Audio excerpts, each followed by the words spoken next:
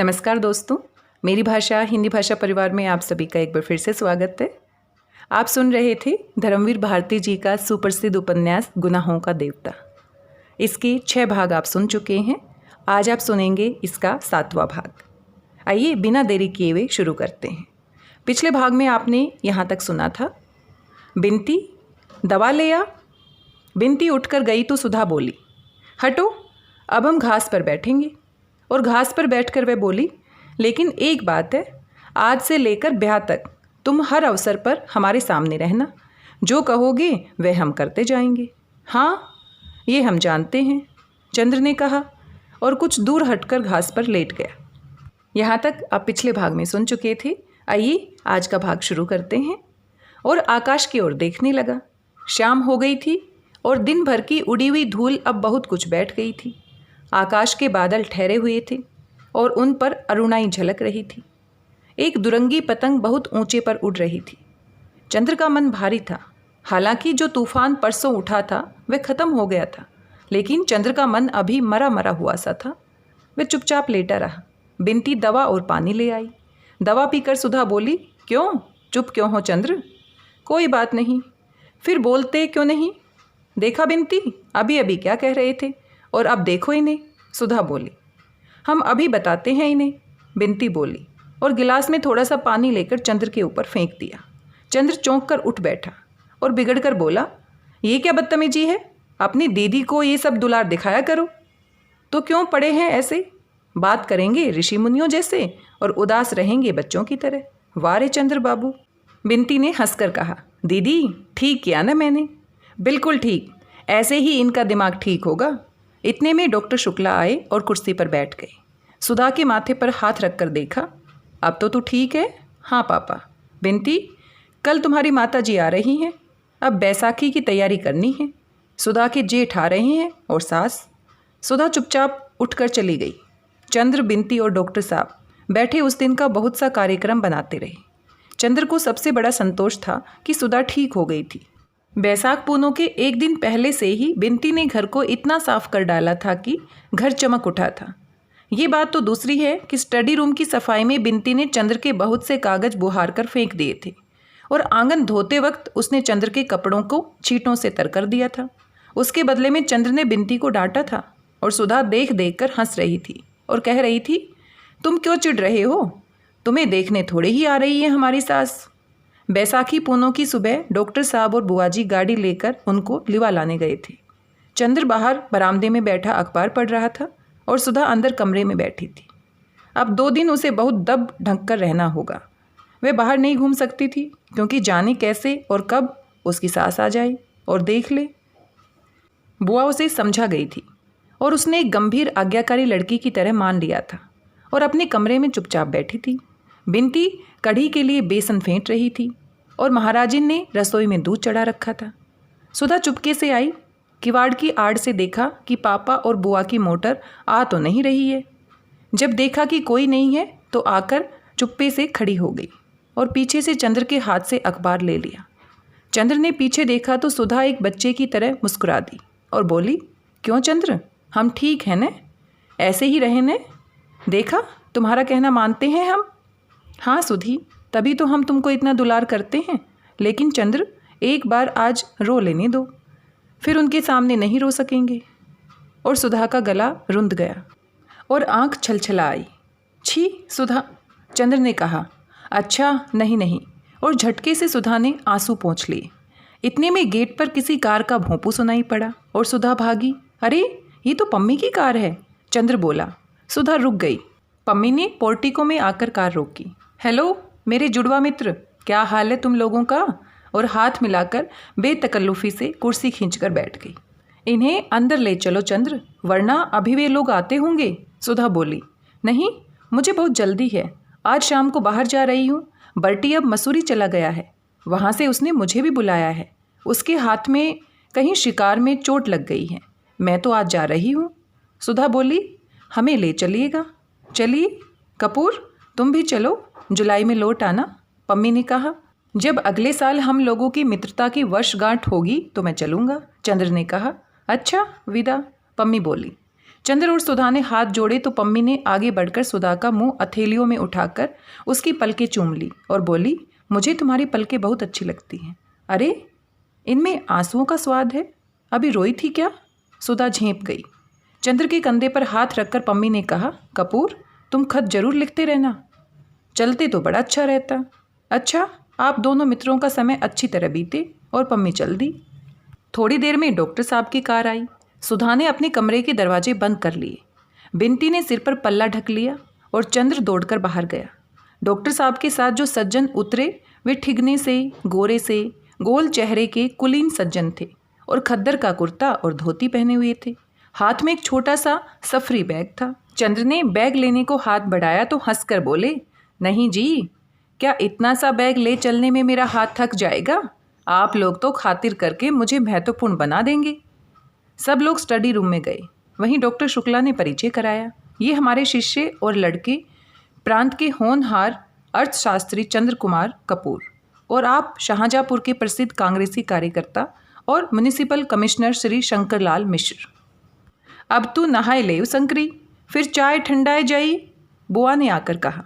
आज बुआ जी ने बहुत दिनों पहले की बूटीदार साड़ी पहन रखी थी और शायद वह खुश थी क्योंकि बिनती को डांट नहीं रही थी। नहीं, मैं तो वेटिंग रूम में नहा चुका, चाय मैं पीता नहीं, खाना ही तैयार कराइए।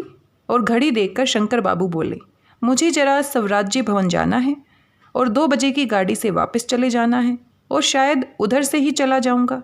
उन्होंने बहुत मीठे स्वर में मुस्कुराते हुए कहा, ये तो अच्छा नहीं लगता कि आप आए भी और कुछ रुके भी नहीं।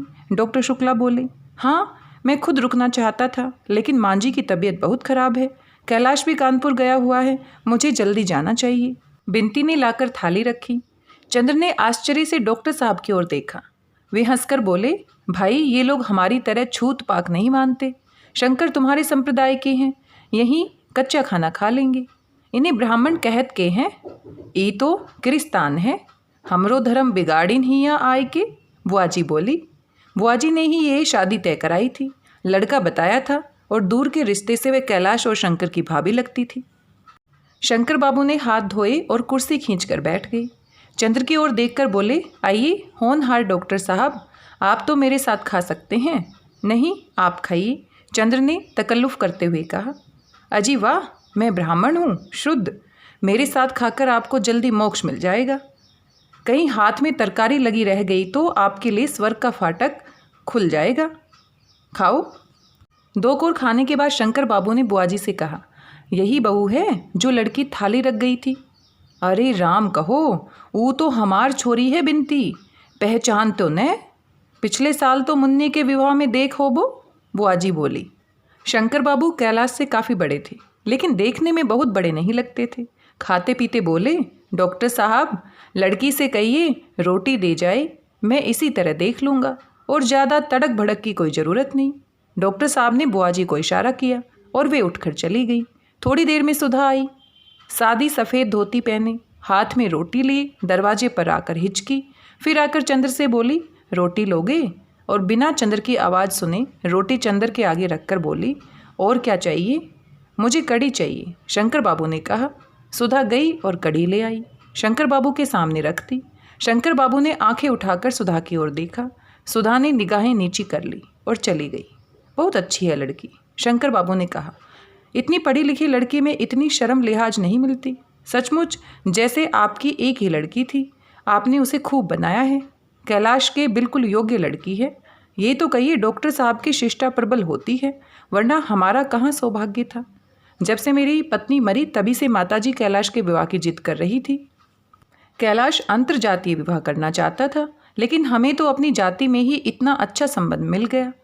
तो तोहरे अभिन कौन बसे हवे गई, तुहो काहे नहीं बहुरिया ले आइयो, सुधी के अकेले मनने लगी, बुआजी बोली। शंकर बाबू कुछ नहीं बोले। खाना खाकर उन्होंने हाथ धोए और घड़ी देखी। अब थोड़ा सो लूँ या जाने दीजिए, आइए बातें करें हम और आप, उन्होंने चंद्र से कहा। 1 बजे तक चंद्र शंकर बाबू से बातें करता रहा और डॉक्टर साहब और सुधा वगैरह खाना खाते रहे। शंकर बाबू बहुत हंसमुख थे और बहुत बातूनी भी। चंद्र को तो कैलाश से भी ज़्यादा शंकर बाबू पसंद आए। बातें करने से मालूम हुआ कि शंकर बाबू की आयु अभी 30 वर्ष से अधिक की नहीं है। एक 5 वर्ष का बच्चा है और उसी के होने में उनकी पत्नी मर गई। अब वे विवाह नहीं करेंगे। वे गांधीवादी हैं, कांग्रेस के प्रमुख स्थानीय कार्यकर्ता हैं और म्युनिसिपल कमिश्नर हैं, घर के जमींदार हैं। कैलाश बरेली में पढ़ता था। अब भी कैलाश का कोई इरादा किसी प्रकार की नौकरी या व्यापार करने का नहीं है। वे मजदूरों के लिए साप्ताहिक पत्र निकालने का इरादा कर रहा है। वे सुधा को बजाय घर पर रखने के अपने साथ रखेगा, क्योंकि वह सुधा को आगे पढ़ाना चाहता है, सुधा को राजनीति क्षेत्र में ले जाना चाहता है। बीच में एक बार बिनती आई और उसने चंद्र को बुलाया। चंद्र बाहर गया तो बिनती ने कहा, दीदी पूछ रही हैं ये कितनी देर में जाएंगे? क्यों? कह रही है अब चंद्र को याद थोड़े ही है कि सुधा भी इस घर में है, उन्हीं से बातें कर रहे हैं। चंद्र हंस दिया और कुछ नहीं कहा। बिनती बोली, ये लोग तो बहुत अच्छे हैं। मैं तो कहूँगी सुधा दीदी को इससे अच्छा परिवार मिलना मुश्किल है। हमारे ससुर की तरह नहीं है ये लोग। हाँ, फिर भी सुधा इतनी सेवा नहीं कर रही है इनकी। बिनती, तुम सुधा को कुछ शिक्षा दे दो इस मामले में। हाँ हाँ, हम सेवा करने की शिक्षा दे देंगे और ब्याह करने के बाद की शिक्षा अपनी पम्मी से दिलवा देना। खुद तो उनसे ले ही चुके होंगे आप। चंद्र झेप गया। पाजी कहीं की, बहुत बेशरम हो गई है। पहले मुंह से बोल नहीं निकलता था। तुमने और दीदी ने ही तो किया है बेशरम। हम क्या करें? पहले हम कितना डरते थे। बिनती ने उसी तरह गर्दन टेढ़ी करके कहा और मुस्कुराकर भाग गई। जब डॉक्टर साहब आए तो शंकर बाबू ने कहा, अब तो मैं जा रहा हूँ, ये माला मेरी ओर से बहू को दे दीजिए। और उन्होंने बड़ी सुंदर मोतियों की माला बैग से निकाली और बुआजी के हाथ में दे दी। हाँ, एक बात है, शंकर बाबू बोले, ब्याह हम लोग महीने भर के अंदर ही करेंगे। आपकी सब बातें हमने मानी, ये बात आपको हमारी माननी होगी। इतनी जल्दी? डॉक्टर शुक्ला चौंक उठे। ये असंभव है शंकर बाबू, मैं अकेला हूँ, आप जानते हैं। नहीं, आपको कोई कष्ट न होगा। शंकर बाबू बहुत मीठे स्वर में बोले, हम लोग रीति रस्म के तो कायल हैं नहीं। आप जितना चाहे रीति रस्म अपने मन से कर लें। हम लोग तो सिर्फ 6-7 आदमियों के साथ आएंगे। सुबह आएंगे, अपने बंगले में एक कमरा खाली करा दीजिएगा, शाम को आगवानी और विवाह कर दें। दूसरे दिन 10 बजे हम लोग चले जाएंगे। यह नहीं होगा, डॉक्टर साहब बोले, हमारी तो अकेली लड़की है और हमारे भी तो कुछ हौसले हैं। और फिर लड़की की बुआ तो ये कभी भी नहीं स्वीकार करेंगी। देखिए, मैं आपको समझा दूँ, कैलाश शादियों की तड़क भड़क के सख्त खिलाफ है। पहले तो वह इसलिए जाति में विवाह नहीं करना चाहता था, लेकिन जब मैंने उसे भरोसा दिलाया कि बहुत सादा विवाह होगा तभी वह राजी हुआ। इसीलिए इसे आप मान ही लें। फिर विवाह के बाद तो जिंदगी पड़ी है। आपकी अकेली लड़की है, जितना चाहिए करिए। रहा कम समय का तो सुबह से शीघ्रम। फिर आपको कुछ खास इंतजाम भी नहीं करना। अगर कुछ हो तो कहिए, मैं यहीं रह जाऊं, आपका काम कर दूं। शंकर बाबू हंसकर बोले। कुछ देर तक बातें होती रही। अंत में शंकर बाबू ने अपने सौजन्य और मीठे स्वभाव से सभी को राजी कर ही लिया। उसके बाद उन्होंने सबसे विदा मांगी। चलते वक्त बुआजी और डॉक्टर साहब के पैर छुए, चंद्र से हाथ मिलाया और शंकर बाबू सबका मन जीत कर चले गए। बुआजी ने माला हाथ में ली, उसे उलट पलट कर देखा और बोली, एक ऊ आए रहे जूता खोर। एक ठोक कागज़ थमाए के चले गए और एक गहरी सांस लेके चली गई। डॉक्टर साहब ने सुधा को बुलाया। उसके हाथ में वह माला रखकर उसे चिपटा लिया। सुधा पापा की गोद में मुंह छिपाकर रो पड़ी। उसके बाद सुधा चली गई और चंद्र, डॉक्टर साहब और बुआजी बैठे शादी के इंतजाम की बातें करने लगे। ये तय हुआ कि अभी तो इन्हीं की इच्छा अनुसार विवाह कर दिया जाए, फिर यूनिवर्सिटी खुलने पर सभी को बुलाकर अच्छी दावत वगैरह दे दी जाए। यह भी तय हुआ कि बुआजी गांव जाकर अनाज, घी, बड़ियाँ और नौकर वगैरह का इंतजाम कर लाएं और 15 दिन के अंदर लौट आएं। आगवानी ठीक 6 बजे शाम को हो जाए और सुबह के नाश्ते में क्या दिया जाए, ये सभी डॉक्टर साहब ने तय कर डाला। लेकिन निश्चय ये किया गया कि चूंकि आदमी बहुत कमा रहे हैं, अतः सुबह शाम के नाश्ते का काम यूनिवर्सिटी के किसी रेस्तरां को दे दिया जाए। इसी बीच में बिनती खरबूजा और शरबत लाकर रख गई और चंद्र ने बहुत आराम से शरबत पीते हुए पूछा, किसने बनाया है? सुधा दीदी ने। आज बड़ी खुश मालूम पड़ती हैं, चीनी बहुत कम छोड़ी है, चंद्र बोला। बुआ और बिनती दोनों हंस पड़ी। थोड़ी देर बाद चंद्र उठकर भीतर गया तो देखा कि सुधा अपने पलंग पर बैठी सामने एक किताब रखे जाने क्या देख रही है और सामने वह माला पड़ी है। चंद्र गया और बोला, सुधा, आज मैं बहुत खुश हूँ। सुधा ने आंखें उठाई और चंद्र की ओर देखकर मुस्कुराने की कोशिश की और बोली, मैं भी बहुत खुश हूँ। क्यों, तय हो गया इसलिए? बिनती ने पूछा। नहीं, चंद्र बहुत खुश है इसलिए। और एक गहरी सांस लेकर किताब बंद कर दी। कौन सी किताब है सुधा? चंद्र ने पूछा। कुछ नहीं, इस पर उर्दू के कुछ अशार लिखे हैं जो गेसू ने सुनाए थे, सुधा बोली। चंद्र ने बिंती की ओर देखा और कहा, बिंती, कैलाश तो जैसा है वैसा ही है, लेकिन शंकर बाबू की तारीफ मैं कर नहीं सकता। क्या राय है तुम्हारी? हाँ, है तो सही। दीदी इतनी सुखी रहेंगी कि बस। दीदी हमें भूल मत जाना, समझी? बिंती बोली। और हमें भी मत भूलना सुधा, चंद्र ने सुधा की उदासी दूर करने के लिए छेड़ते हुए कहा। हाँ, तुम्हें भूले बिना कैसे काम चलेगा, सुधा ने और भी गहरी सांस लेते हुए कहा, और एक आंसू गालों पर फिसल ही आया। अरे पगली, तुम सब कुछ अपने चंद्र के लिए कर रही हो, उसकी आज्ञा मानकर कर रही हो, फिर ये आंसू कैसे? छी! और ये माला सामने रखे क्या कर रही हो? चंद्र ने बहलाया। माला तो दीदी इसलिए सामने रखी थी कि बतलाऊं। बिंती बोली। असल में रामायण की कहानी तो सुनी है चंद्र तुमने? रामचंद्र ने अपने एक भक्त को मोती की माला दी, तो वह उसे दांत से तोड़कर देख रहा था कि उसके अंदर राम नाम है या नहीं, सो ये माला सामने रखकर देख रही थी, इसमें कहीं चंद्र की झलक है या नहीं। चुप गिलहरी कहीं की, सुधा हंस पड़ी। बहुत बोलना आ गया है, सुधा ने हंसते हुए बनावटी गुस्से से कहा। फिर सुधा तकिए से टिककर बैठ गई। आज गेसू नहीं है, मुझे गेसू की बहुत याद आ रही है। क्यों? इसलिए कि आज उसके कई शेर याद आ रहे हैं। एक दफ़े उसने सुनाया था, ये आज फिजा खामोश है क्यों, हर जर्रे को आखिर होश है क्यों, या तुम ही किसी के हो न सके या कोई तुम्हारा हो न सका। इसी की अंतिम पंक्ति है, मौजे भी हमारी हो न सकी, तूफ़ा भी हमारा हो न सका। वाह, ये पंक्ति बहुत अच्छी है, चंद्र ने कहा। आज गेसू होती तो बहुत सी बातें करते। सुधा बोली। देखो चंद्र, जिंदगी भी क्या होती है, आदमी क्या सोचता है और क्या हो जाता है। आज से 3-4 महीने पहले मैंने क्या कभी सोचा था क्लासरूम से भागकर हम लोग पेड़ के नीचे लेटकर बातें करते थे? तो मैं हमेशा कहती थी मैं शादी नहीं करूँगी, पापा को समझा लूँगी। उस दिन क्या मालूम था कि इतनी जल्दी जुए के नीचे गर्दन डाल देनी होगी और पापा को भी जीत कर किसी दूसरे से हार जाना होगा। अभी उसकी तय भी नहीं हुई और महीने भर बाद मेरी। सुधा थोड़ी देर चुप रही। और फिर? और दूसरी बात उसकी जो मैंने तुम्हें बताई थी, उसने कहा था जब किसी के कदम हट जाते हैं सिर के नीचे से, तब मालूम होता है कि हम किसका सपना देख रहे थे। पहले हमें भी नहीं मालूम होता था कि हमारे सिर किसके कदमों पर झुके हुए हैं। याद है, मैंने तुम्हें बताया था, तुमने पूछा था। याद है, चंद्र ने कहा। बिंती उठकर चली गई, लेकिन सुधा या चंद्र किसी ने ध्यान भी नहीं दिया। चंद्र बोला, लेकिन सुधा, इन सब बातों को सोचने से क्या फ़ायदा, आगे का रास्ता सामने है, बढ़ो। हाँ, सो तो है ही देवता मेरे। कभी कभी जाने कितनी पुरानी बातें मन में आ ही जाती हैं और मन करता है कि मैं सोचती ही जाऊं। जाने क्यों मन को बड़ा संतोष मिलता है।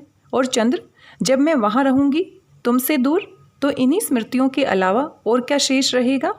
तुम्हें वह दिन याद है जब मैं गेसू के यहाँ नहीं जा पाई थी और उस स्थान पर हम लोगों में झगड़ा हो गया था।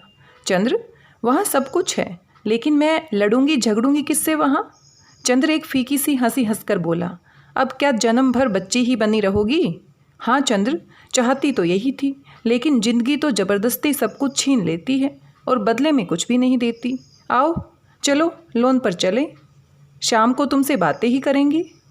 उसके बाद सुधा रात को 8 बजे उठी, जब बुआ तैयार होकर स्टेशन जा रही थी और ड्राइवर मोटर निकाल रहा था, और उदास टिमटिमाते हुए सितारों ने देखा कि चंद्र और सुधा दोनों की आंखों में आंसुओं की अवशेष नमी झिलमिला रही थी।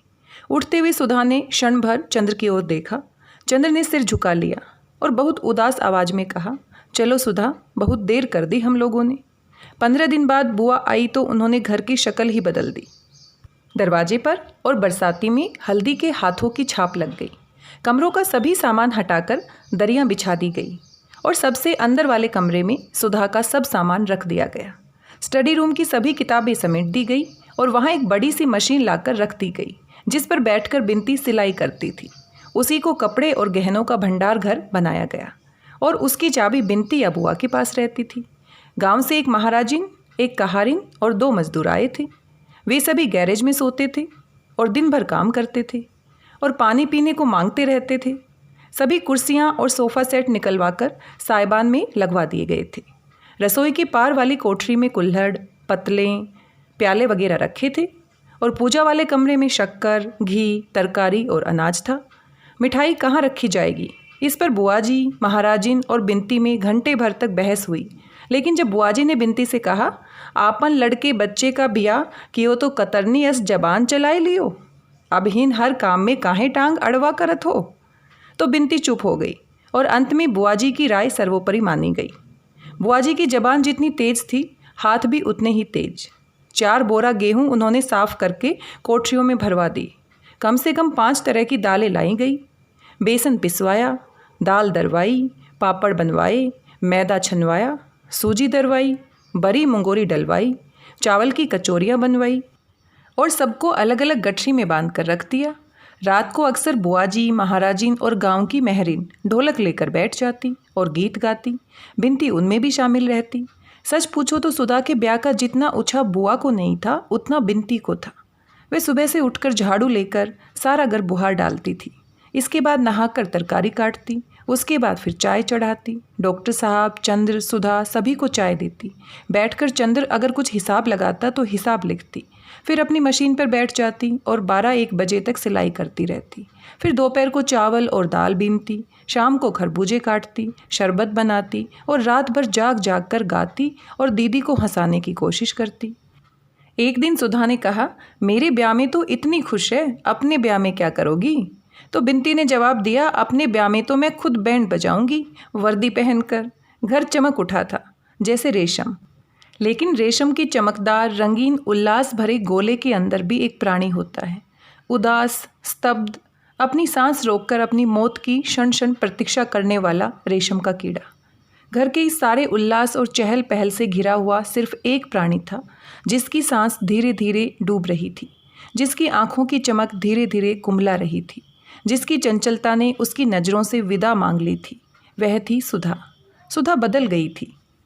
गोरा चंपई चेहरा पीला पड़ गया था और लगता था जैसे वे बीमार हो। खाना उसे जहर लगने लगा था। अपने कमरे को छोड़कर कहीं जाती न थी। एक शीतल पाटी बिछाए उसी पर दिन रात पड़ी रहती थी। बिनती जब हंसती हुई खाना लाती और सुधा के इनकार पर बिनती के आंसू छलछला आते, तब सुधा पानी के घूंट के सहारे कुछ खा लेती और उदास फिर अपनी शीतल पाटी पर लेट जाती। स्वर्ग को कोई इंद्रधनुषों से भर दे और सची को जहर पिला दे, कुछ ऐसा ही लग रहा था वह घर। डॉक्टर शुक्ला का साहस न होता था सुधा से बोलने का। वे रोज़ बिनती से पूछ लेते, सुधा खाना खाती है या नहीं? बिनती कहती हाँ, तो एक गहरी सांस लेकर अपने कमरे में चले जाते। चंद्र परेशान था। उसने इतना काम शायद कभी न किया हो। सुनार के यहाँ, कपड़े वाले के यहाँ, फिर राशनिंग अफसर के यहाँ, पुलिस बैंड ठीक कराने, पुलिस लाइंस, अर्जी देने मजिस्ट्रेट के यहाँ, रुपया निकलवाने बैंक, शामियाने का इंतजाम, पलंग कुर्सी वगैरह का इंतजाम, खाने परोसने के बर्तनों के इंतजाम और जाने क्या क्या। और जब बुरी तरह थक कर आता जेठ की तपती हुई दोपहरी में, तब बिनती आकर बताती, सुधा ने आज फिर कुछ नहीं खाया। तो उसका मन होता कि वह सिर पटक पटक दे। वह सुधा के पास जाता। सुधा आंसू पोंछ कर बैठती, एक टूटी फूटी मुस्कान से चंद्र का स्वागत करती। चंद्र उससे पूछता, खाती क्यों नहीं? खाती तो हूँ चंद्र, इससे ज़्यादा गर्मियों में मैं कभी नहीं खाती थी। सुधा कहती, और इतनी दृढ़ स्वर से कि चंद्र से कुछ प्रतिवाद नहीं करते बनता। अब बाहरी काम लगभग समाप्त हो गए थे। वैसे ही सभी जगह हल्दी छिड़ककर पत्र रवाना किए जा चुके थे, लेकिन निमंत्रण पत्र भी बहुत सुंदर छपकर आए थे। हालांकि कुछ देर हो गई थी। ब्याह को अब कुछ 7 दिन बचे थे। चंद्र सुबह 10 बजे एक डिब्बे में निमंत्रण पत्र और लिफाफा भरे हुए आया और स्टडी रूम में बैठ गया। बिनती बैठी हुई कुछ सील रही थी। सुधा कहाँ है? उसे बुला लाओ। सुधा आई। सूजी आंखें, सूखे होठ, रूखे बाल, मैली धोती, निष्प्राण चेहरा और बीमार चाल। हाथ में पंखा लिए थी। आई और चंद्र के पास बैठ गई। कहो, क्या कर आए चंद्र? अब कितना इंतजाम बाकी है? अब सब हो गया सुधा रानी। आज तो पैर जवाब दे रहे हैं। साइकिल चलाते चलाते पैर में जैसे गांठें पड़ गई हों। चंद्र ने कार्ड फैलाते हुए कहा, शादी तुम्हारी होगी और जान मेरी निकली जा रही है मेहनत से। हाँ चंद्र, इतना उत्साह तो और किसी को नहीं है मेरी शादी का, सुधा ने कहा और बहुत दुलार से बोली, लाओ पैर दबा दूं तुम्हारे। अरे पागल हो गई, चंद्र ने अपने पैर उठाकर ऊपर रख लिए। हाँ चंद्र, गहरी सांस लेते हुए सुधा बोली, अब मेरा अधिकार भी क्या है तुम्हारे पैर छूने का। क्षमा करना, मैं भूल गई थी कि मैं तुम्हारी सुधा नहीं हूँ। और टप से 2 आंसू गिर पड़े। सुधा ने पंखे की ओट कर आंखें पोंछ ली। तुम तो बुरा मान गई सुधा, चंद्र ने पैर नीचे रखते हुए कहा। नहीं चंद्र, अब बुरा भला मानने के दिन बीत गए। अब गैरों की बात का भी बुरा भला नहीं मान पाऊंगी। फिर घर के लोगों की बातों का बुरा भला क्या। छोड़ो ये सब बातें। ये क्या निमंत्रण पत्र छपा है, देखें। चंद्र ने एक निमंत्रण पत्र उठाया, उसे लिफाफे में भरकर उस पर सुधा का नाम लिखकर कहा, लो हमारी सुधा का ब्याह है, आइएगा जरूर। सुधा ने निमंत्रण पत्र ले लिया। अच्छा, एक फीकी हंसी हंसकर बोली, अच्छा अगर हमारे पतिदेव ने आज्ञा दे दी तो आऊँगी आपके यहाँ। उनका भी नाम लिख दीजिए, वरना बुरा न मान जाए।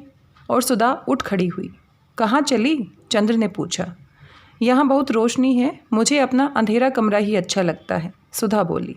चलो बिनती, वहीं कार्ड ले चलो, चंद्र ने कहा। आओ सुधा, आज कार्ड लिखते जाएंगे, तुमसे बात करते जाएंगी। जिंदगी देखो सुधी, आज 15 दिन से तुमसे 2 मिनट बैठकर बात भी नहीं कर सके। अब क्या करना है चंद्र, जैसा कह रहे हो वैसा कर तो रही हूँ, अभी कुछ और बाकी है क्या, बता दो वह भी कर डालूँ। अब तो रो पीट कर ऊँचा बनना ही है। बिनती ने कार्ड समेटी तो सुधा डांट कर बोली, रख इन्हें यहीं, चले उठा के, बड़ी चंद्र की आज्ञाकारी बनी है, ये भी तो हमारी जान की गाहक हो गई है। अब हमारे कमरे में लाई ये सब तो टांगे तोड़ दूंगी, पाजी कहीं की। बिनती ने कार्ड धर दिए। नौकर ने आकर कहा, बाबूजी कुम्हार अपना हिसाब मांगता है। अच्छा अभी आया, सुधा। और चंद्र चला गया। और इस तरह दिन बीत रहे थे। शादी नज़दीक आती जा रही थी और सभी का सहारा एक दूसरे से छूटता जा रहा था। सुधा के मन पर जो कुछ भी धीरे धीरे मरघट की उदासी की तरह बैठता जा रहा था। और चंद्र अपने प्यार से, अपनी मुस्कानों से, अपने आंसुओं से धो देने के लिए व्याकुल हो उठा था। लेकिन ये जिंदगी भी जहाँ प्यार हार जाता है, मुस्कानें हार जाती हैं, आंसू हार जाते हैं, तस्तरी, प्याले, कुल्हड़, पत्तले, कालीने, दरियाँ और बाजे जीत जाते हैं। जहाँ अपनी जिंदगी की प्रेरणा मूर्ति के आंसू गिनने के बजाय कुल्हड़ और प्याले गिनवाकर रखने पड़ते हैं। और जहाँ किसी आत्मा की उदासी को अपने आंसुओं से धोने के बजाय पतले धुलवाना ज़्यादा महत्वपूर्ण होता है। जहाँ भावना और अंतर्द्वंद के सारे तूफान सुनार और बिजली वालों की बातों में डूब जाते हैं। और जहाँ 2 आंसुओं में डूबते हुए व्यक्तियों की पुकार शहनाइयों की आवाज़ में डूब जाती है। और जिस वक्त की आदमी के हृदय का कण कण शत विशत हो जाता है, जिस वक्त उसकी नसों में सितारे टूटते हैं, जिस वक्त उसके माथे पर आग धधकती है, जिस वक्त उसके सिर पर से आसमान और पांव तले से धरती हट जाती है, उस समय उसे शादी की साड़ियों का मोल तोल करना पड़ता है और बाजे वाले को एडवांस रुपया देना पड़ता है। ऐसी थी उस वक्त चंद्र की जिंदगी। और उस जिंदगी ने अपना चक्र पूरी तरह चला दिया था। करोड़ों तूफान घुमड़ाते हुए उसे नचा रहे थे। वह एक क्षण भी कहीं नहीं टिक पाता था। एक पल भी उसे चैन नहीं था। एक पल भी वह ये नहीं सोच पाता था कि उसके चारों ओर क्या हो रहा है। वह बेहोशी में, मूर्छा में मशीन की तरह काम कर रहा था। आवाज़ें थी कि उसके कानों से टकराकर चली जाती थी। आंसू थे कि हृदय को छू नहीं पाते थे। चक्र उसे फंसाकर खींचे लिए जा रहा था। बिजली से भी ज़्यादा तेज, प्रलय से भी ज़्यादा सशक्त वह खिंचा जा रहा था। सिर्फ एक और, शादी का दिन। सुधा ने नथुनी पहनी, उसे नहीं मालूम। सुधा ने कोरे कपड़े पहने, उसे नहीं मालूम। सुधा ने चूड़े पहने, उसे नहीं मालूम। घर में गीत हुए, उसे नहीं मालूम। सुधा ने चूल्हा पूजते वक्त अपना सिर पटक दिया, उसे नहीं मालूम। वह व्यक्ति नहीं था, तूफान में उड़ता हुआ एक पीला पत्ता था जो वात्या चक्र में उलझ गया था और झोंके उसे नचाए जा रहे थे। और उसे होश आया तब जब बिनती जबरदस्ती उसका हाथ पकड़कर खींच ले गई। बारात आने के एक दिन पहले उस छत पर जहाँ सुधा पड़ी रो रही थी, चंद्र को ढकेल कर चली आई। चंद्र के सामने सुधा थी, सुधा जिससे वह पता नहीं क्यों बचना चाहता था। अपनी आत्मा के संघर्षों से, अपने अंतःकरण के घावों की कसक से घबराकर, जैसे कोई आदमी एकांत कमरे से भागकर भीड़ में मिल जाता है, भीड़ के निरर्थक शोर में अपने को खो देना चाहता है, बाहर के शोर में अंदर का तूफान भुला देना चाहता है। उसी तरह चंद्र पिछले हफ्ते से सब कुछ भूल गया।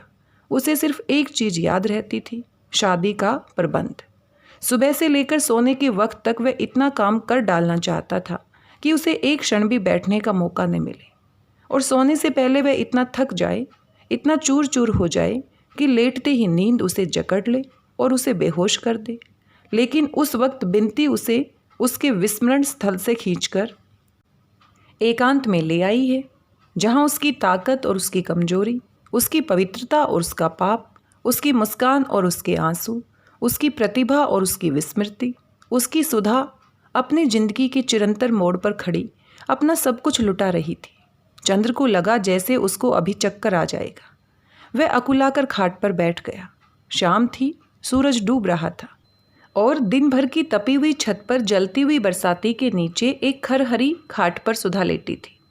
एक महीन पीली धोती पहने, कोरी मार्किन की कुर्ती पहने, रूखे चिकटे हुए बाल और नाक में बहुत बड़ी सी नथ। 15 दिन के आंसुओं ने चेहरे को जाने कैसा बना दिया। न चेहरे पर सुकुमारता थी, न कठोरता, न रूप था, न ताजगी।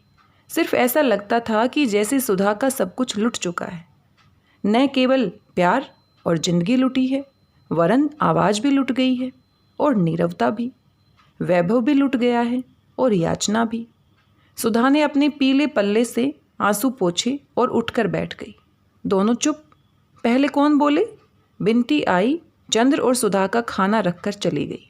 खाना खाओगी सुधा? चंद्र ने पूछा। सुधा कुछ बोली नहीं, सिर्फ सिर हिला दिया और डूबते हुए सूरज और उड़ते हुए बादलों की ओर देखकर जाने क्या सोचने लगी।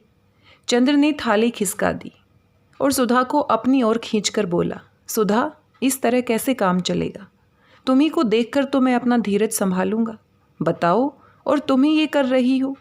सुधा चंद्र के पास खिसक आई और 2 मिनट तक चुपचाप चंद्र की ओर फटी हुई पथराई आंखों से देखती रही और एकदम हृदय को फाड़ देने वाली आवाज़ में चीखकर रो पड़ी, चंद्र, अब क्या होगा?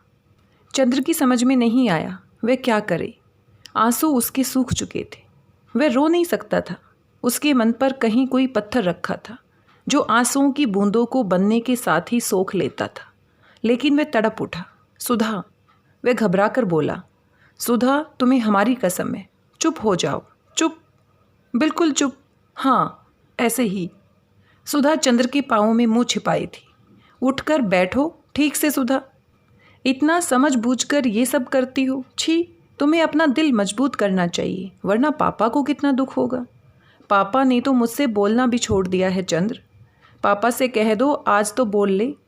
कल से हम उन्हें परेशान करने नहीं आएंगे, कभी नहीं आएंगे। अब उनकी सुधा को सब ले जा रहे हैं, जाने कहाँ ले जा रहे हैं।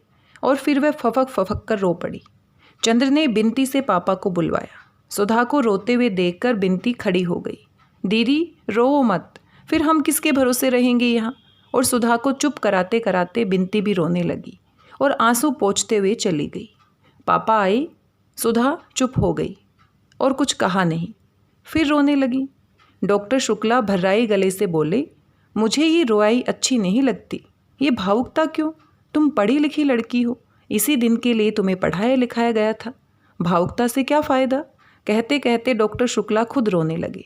चलो चंद्र, यहाँ से अभी जनवासा ठीक करवाना है। चंद्र और डॉक्टर शुक्ला दोनों उठकर चले गए। अपनी शादी के पहले, हमेशा के लिए अलग होने से पहले सुधा को इतना ही मौका मिला।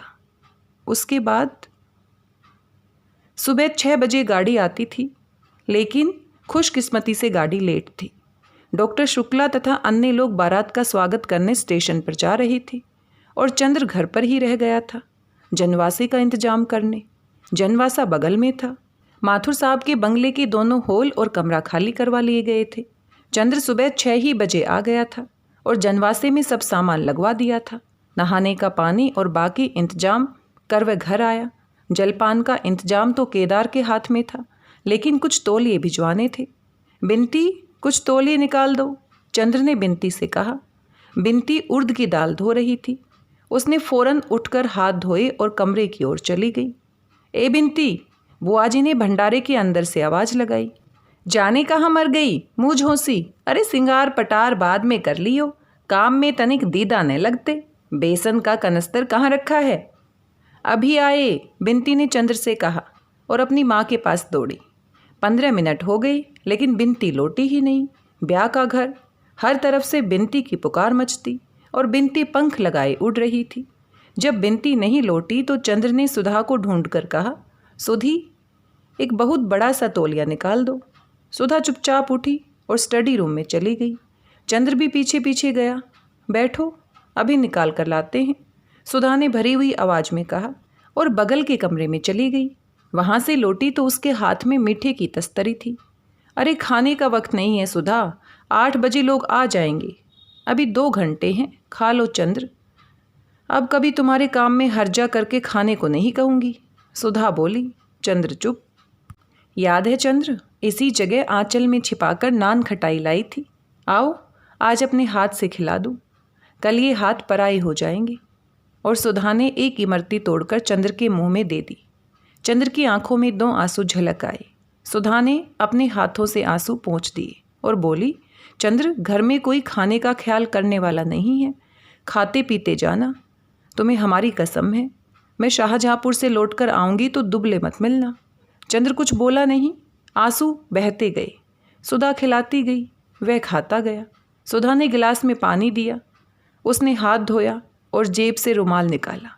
क्यों, आज आंचल में हाथ नहीं पोंछोगे, सुधा बोली। चंद्र ने आंचल हाथ में ले लिया और पलकों पर आंचल दबाकर फूट फूट कर रो पड़ा। छी चंद्र, आज तो हम संभल गए हैं, हमने सब स्वीकार कर लिया चुपचाप। अब तुम कमज़ोर मत बनो, तुमने कहा था मैं शांत रहूं, तो शांत हो गई। अब क्यों मुझे भी रुलाओगे, उठो। चंद्र उठ खड़ा हुआ। सुधा ने एक पान चंद्र के मुंह में देकर कत्था उसकी कमीज से लगा दिया। चंद्र कुछ नहीं बोला। अरे आज तो लड़ लो चंद्र, आज से ख़त्म कर देना। इतने में बिन्ती तौलिया ले आई। दीदी इन्हें कुछ खिला दो, ये खा नहीं रही हैं, बिन्ती ने कहा। खिला दिया, सुधा बोली। देखो चंद्र, आज मैं नहीं रहूँगी, लेकिन एक शर्त पर, तुम बराबर मेरे सामने रहना, मंडप में रहोगे न? हाँ रहूँगा, चंद्र ने आंसू पीते हुए कहा। कहीं चले मत जाना, मेरी आखिरी विनती है, सुधा बोली। चंद्र तौलिया लेकर चला आया। चूंकि बारात में कुल 8 ही लोग थे, अतः घर की और माथुर साहब की 2 ही कारों से काम चल गया। जब ये लोग आए तो नाश्ते का सामान तैयार था और चंद्र चुपचाप बैठा था। उसने फौरन सबका सामान लगवाया और सामान रखवाकर वह जा ही रहा था कि कैलाश ने पीछे से कंधे पर हाथ रखकर उसे पीछे घुमा लिया और गले से लगकर बोला, कहाँ चले कपूर साहब, नमस्ते, चलो पहले नाश्ता करो। और खींचकर वह चंद्र को ले गया। अपने बगल की मेज पर बिठाकर उसकी चाय अपने हाथों से बनाई और बोला, कुछ नाराज़ थे क्या कपूर, खत का जवाब क्यों नहीं देते थे? हम तो बराबर खत का जवाब देते रहे यार, कपूर चाय पीते हुए बोला। अच्छा, तो हम घूमते रहे इधर उधर, खत गड़बड़ हो गए होंगे। लो समोसा खाओ, कैलाश ने कहा। चंद्र ने सिर हिलाया तो बोला, अरे वाह मैया, शादी तुम्हारी नहीं हो रही है, हमारी हो रही है, समझे? तुम क्यों तकल्लुफ़ कर रहे हो? अच्छा कपूर, काम तो तुम ही पर होगा सब। हाँ, कपूर बोला, बड़ा अफसोस है यार, जब हम लोग पहली दफ़ा मिले थे तो ये नहीं मालूम था कि तुम और डॉक्टर साहब इतना अच्छा इनाम दोगे अपने को बचाने का। हमारे लायक कोई काम हो तो बताओ, आपकी दुआ है, चंद्र ने सिर झुकाकर कहा और सभी हंस पड़े। इतने में शंकर बाबू डॉक्टर साहब के साथ आए और सब लोग चुप हो गए। दिन भर के व्यवहार से चंद्र ने देखा कि कैलाश भी उतना ही अच्छा हंसमुख और शालीन है जितने शंकर बाबू थे। वह उसे राजनीतिक क्षेत्र में जितना फौलादी लगा था, घरेलू जिंदगी में उतना ही अच्छा लगा। चंद्र का मन खुशी से नाच उठा। सुधा की ओर से वह थोड़ा निश्चिंत हो गया, अब सुधा निभा ले जाएगी। वह मौका निकालकर घर में गया, देखा सुधा को औरतें घेरे हुए बैठी है और महावर लगा रही हैं। बिन्ती कनस्तर में से घी निकाल रही थी। चंद्र गया और बिन्ती की चोटी घसीट कर बोला, ओ गिलहरी, घी पी रही है क्या? बिन्ती ने दंग होकर चंद्र की ओर देखा। आज तक कभी अच्छे भले में तो चंद्र ने उसे नहीं चिढ़ाया था, आज क्या हो गया? आज जबकि पिछले 15 रोज से चंद्र के होठ मुस्कुराना भूल गए हैं, आंख फाड़ कर क्या देख रही है? कैलाश बहुत अच्छा लड़का है, बहुत अच्छा, अब सुधा बहुत सुखी रहेगी। कितना अच्छा होगा बिनती, हंसती क्यों नहीं गिलहरी? और चंद्र ने बिनती की बाह में चुटकी काट ली। अच्छा, हमें दीदी समझा है क्या? अभी बताती हूँ। और घी भरे हाथ से चंद्र की बाह पकड़कर बिनती ने जोर से घुमा दी। चंद्र ने अपने को छुड़ाया और बिनती को चपत मारकर गुनगुनाता हुआ चला गया। बिनती ने कनस्तर के मुंह पर लगा घी पोंछा और मन में बोली, देवता और किसे कहते हैं? शाम को बारात चढ़ी, शादी की बारात। सिर्फ एक बैंड था। कैलाश ने शेरवानी और पायजामा पहना था और टोपी। सिर्फ एक माला गले में पड़ी थी और हाथ में कंगन बंधा था। मोर पीछे किसी आदमी के हाथ में था। जयमाला की रस्म होने वाली थी, लेकिन बुआजी ने स्पष्ट कर दिया कि हमारी लड़की कोई ऐसी वैसी नहीं कि ब्याह के पहले ही भरी बारात में मुंह खोलकर माला पहनाए। लेकिन घूंघट के मामले पर सुधा ने दृढ़ता से मना किया था। वह घूंघट बिल्कुल नहीं करेगी। अंत में पापा उसे लेकर मंडप में आए। घर का काम काज निपट गया था। सभी लोग आंगन में बैठे थे। कामिनी, प्रभा, लीला सभी थी। एक और बाराती बैठे थे। सुधा शांत थी, लेकिन उसका मुंह ग्रहण के चंद्रमा की तरह निस्तेज था। मंडप का एक बल्ब खराब हो गया था और चंद्र सामने खड़ा उसे बदल रहा था। सुधा ने जाते जाते चंद्र को देखा और आंसू पोंछकर मुस्कुराने लगी और मुस्कुराकर फिर आंसू पोंछने लगी। कामिनी, प्रभा, लीला तमाम लड़कियां कैलाश पर फब्तियां कस रही थी। सुधा सिर झुकाए बैठी थी। पापा से उसने कहा, बिनती को हमारे पास भेज दो। बिनती आकर सुधा के पीछे बैठ गई। कैलाश ने आंख के इशारे से चंद्र को बुलाया। चंद्र जाकर पीछे बैठा तो कैलाश ने कहा, यार, यहाँ जो लोग खड़े हैं इनका परिचय तो बता दो चुपके से। चंद्र ने सभी का परिचय बताया। कामिनी, प्रभा, लीला सभी के बारे में जब चंद्र बता रहा था तो बिनती बोली, बड़े लालची मालूम देते हैं आप। एक से संतोष नहीं है क्या? वारे जीजा जी। कैलाश ने मुस्कुराकर चंद्र से पूछा, इनका ब्याह तय हुआ कि नहीं? हो गया, चंद्र ने कहा। तभी बोलने का अभ्यास कर रही है। मंडप में भी इसीलिए बैठी है क्या? कैलाश ने कहा। बिनती झेंप गई और उठकर चली गई। संस्कार शुरू हुआ। कैलाश के हाथ में नारियल और उसकी मुट्ठी पर सुधा के दोनों हाथ। सुधा अब चुप थी, इतनी चुप कि लगता था उसके होठों ने कभी बोलना जाना ही नहीं। संस्कार के दौरान ही पारस्परिक वंचन का समय आया। कैलाश ने सभी प्रतिज्ञाएं स्वयं कहीं। शंकर बाबू ने कहा, लड़की भी शिक्षित है और उसे भी स्वयं वचन करने होंगे। सुधा ने सिर हिला दिया। एक असंतोष की लहर सी बारातियों में फैल गई। चंद्र ने बिनती को बुलाया। उसने कान में कहा, जाकर सुधा से कह दो कि पागलपन नहीं करते, इससे क्या फ़ायदा? बिनती ने जाकर बहुत धीरे से सुधा के कान में कहा।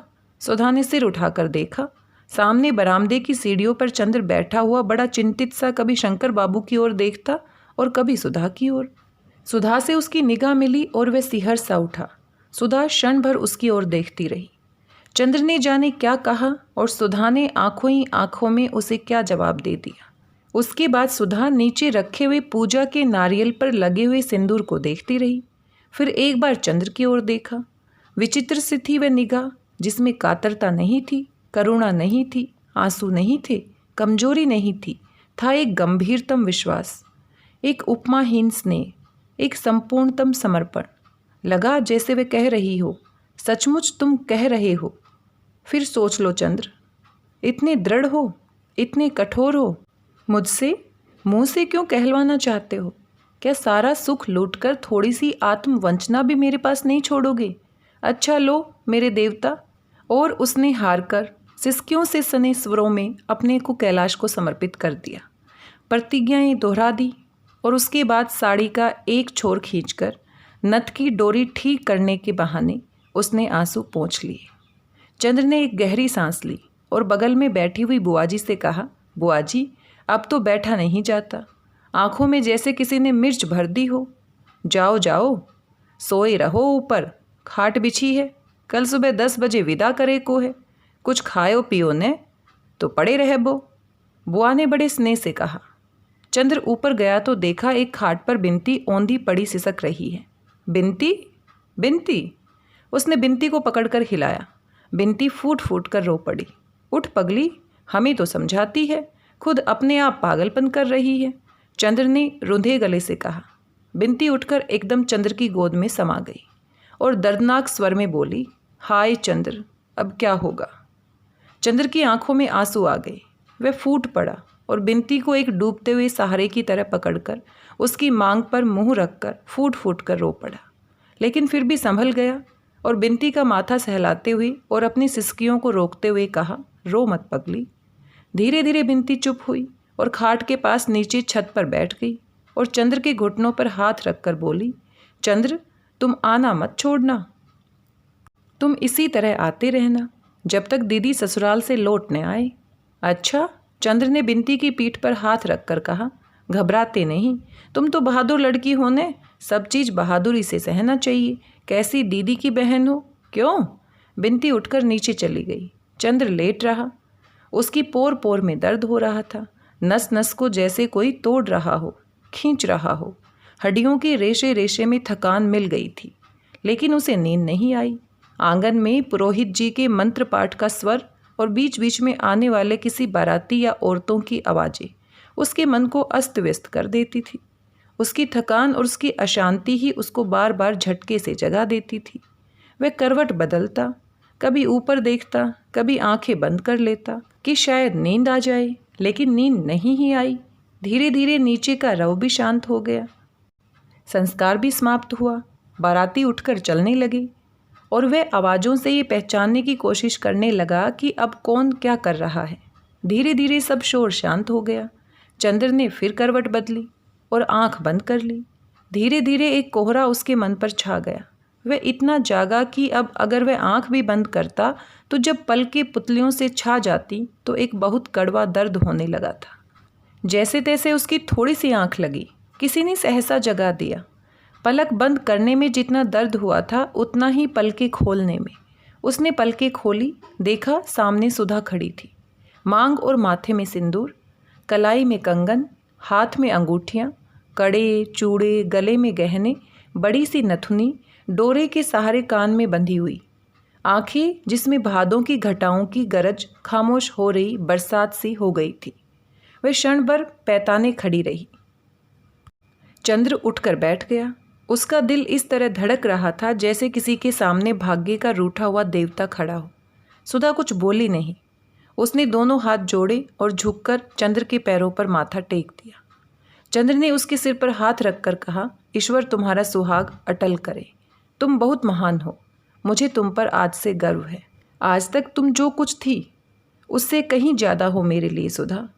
सुधा कुछ बोली नहीं। आंचल से आंसू पोंछती हुई पायताने जमीन पर बैठ गई और अपने गले से एक बेले का हार उतारा, उसे तोड़ डाला और चंद्र के पांव खींचकर खाट के नीचे जमीन पर रख लिए। अरे ये क्या कर रही हो सुधा? चंद्र ने कहा। जो मेरे मन में आएगा, बहुत मुश्किल से रूंधे गले से सुधा बोली। मुझे किसी का डर नहीं। तुम जो कुछ दंड दे चुके हो उससे बड़ा दंड तो अब भगवान भी नहीं दे सकेंगे। सुधा ने चंद्र के पांवों पर फूल रखकर उन्हें चूम लिया और अपनी कलाई में बंधी हुई एक पुड़िया खोलकर उसमें से थोड़ा सा सिंदूर उन फूलों पर छिड़ककर चंद्र के पांवों पर सिर रखकर चुपचाप रोती रही। थोड़ी देर बाद उठी और उन फूलों को समेटा, अपने आंचल के छोर में उन्हें बांध लिया और उठकर चली, धीमे धीमे निशब्द। कहाँ चली सुधा? चंद्र ने सुधा का हाथ पकड़ लिया। कहीं नहीं। अपना हाथ छुड़ाते हुए सुधा ने कहा। नहीं नहीं सुधा, लाओ ये हम रखेंगे। चंद्र ने सुधा को रोकते हुए कहा। बेकार है चंद्र, कल तक परसों तक ये झूठे हो जाएंगे देवता मेरे। और सुधा सिसकते हुए चली गई। एक चमकदार सितारा टूटा और पूरे आकाश पर फिसलते हुए जाने की क्षितिज में खो गया। दूसरे दिन 8 बजे तक सारा सामान स्टेशन पर पहुंच गया था। शंकर बाबू और डॉक्टर साहब पहले ही स्टेशन पहुंच गए थे। बाराती भी सब वहीं चले गए थे। कैलाश और सुधा को स्टेशन तक लाने का जिम्मा चंद्र पर था। बहुत जल्दी करते कराते भी 9:15 बज गए थे। उसने फिर जाकर कहा। कैलाश और सुधा खड़े हुए थे। पीछे से नाइन सुधा के सिर पर पंखा रखी थी और बुआ जी रोचना कर रही थी। चंद्र के जल्दी मचाने पर अंत में उन्हें फुर्सत मिली और वे आगे बढ़े। मोटर पर सुधा ने जो ही पाँव रखा कि बिनती पाँव से लिपट गई और रोने लगी। सुधा जोर से बिलख बिलख कर रो पड़ी। चंद्र ने बिनती को छुड़ाया। सुधा पीछे बैठकर खिड़की पर मुंह रखकर सिसकती रही। मोटर चल दी। सुधा मुड़कर अपने घर की ओर देख रही थी। बिंती ने हाथ जोड़े तो सुधा चीख कर रो पड़ी, फिर चुप हो गई। स्टेशन पर भी सुधा बिल्कुल शांत रही। सुधा और कैलाश के लिए सेकंड क्लास में एक बर्थ सुरक्षित थी। बाकी लोग ड्योढ़े में थे। शंकर बाबू ने दोनों को उस डिब्बे में पहुंचाया और बोले, कैलाश तुम जरा हमारे साथ आओ। मिस्टर कपूर जरा बहू के पास आप रहिए, मैं डॉक्टर साहब को यहाँ भेज रहा हूँ। चंद्र खिड़की के पास खड़ा हो गया। शंकर बाबू का छोटा बच्चा आकर अपनी नई चाची के पास बैठ गया और उनकी रेशमी चादर से खेलने लगा। चंद्र चुपचाप खड़ा था। सहसा सुधा ने उसके हाथों पर अपना मेहंदी लगा हाथ रख दिया और धीमे से कहा, चंद्र। चंद्र ने मुड़कर देखा तो बोली, अब कुछ सोचो मत, इधर देखो। और सुधा ने जाने कितनी दुलार से चंद्र से कहा, देखो बिंती का ध्यान रखना, उसे तुम्हारे ही भरोसे छोड़ रही हूँ। और सुनो, पापा को रात को सोते वक्त दूध में ओवल्टीन जरूर दे देना। खाने पीने में गड़बड़ी मत करना। ये मत समझना कि सुधा मर गई तो फिर बिना दूध की चाय पीने लगो। हम जल्दी से आ जाएंगे। पम्मी का कोई खत आए तो हमें लिखना। इतने में डॉक्टर साहब और कैलाश आ गए। कैलाश कंपार्टमेंट के बाथरूम में चला गया।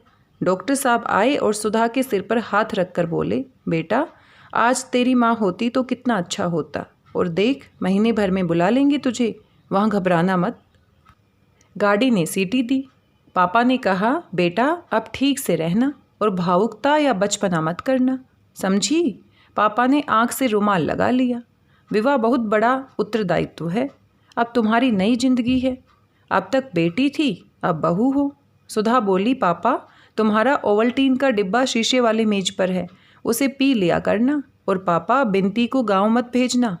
चंद्र को अब घर पर ही बुला लो, तुम अकेले पड़ गए, और हमें जल्दी बुला लेना। गार्ड ने सीटी दी। कैलाश ने जल्दी से डॉक्टर साहब के पैर छुए, चंद्र से हाथ मिला लिया। सुधा बोली, चंद्र ये पुर्जा बिंती को देना और देखो मेरा नतीजा निकले तो तार देना। गाड़ी चल पड़ी। अच्छा पापा, अच्छा चंद्र। सुधा ने हाथ जोड़े और खिड़की पर टिककर रोने लगी और बार बार आंसू पोंछ पोंछ कर देखने लगी। गाड़ी प्लेटफॉर्म के बाहर चली गई। तब चंद्र मुड़ा। उसके बदन में पोर पोर में दर्द हो रहा था। वह कैसे घर पहुंचा उसे मालूम नहीं।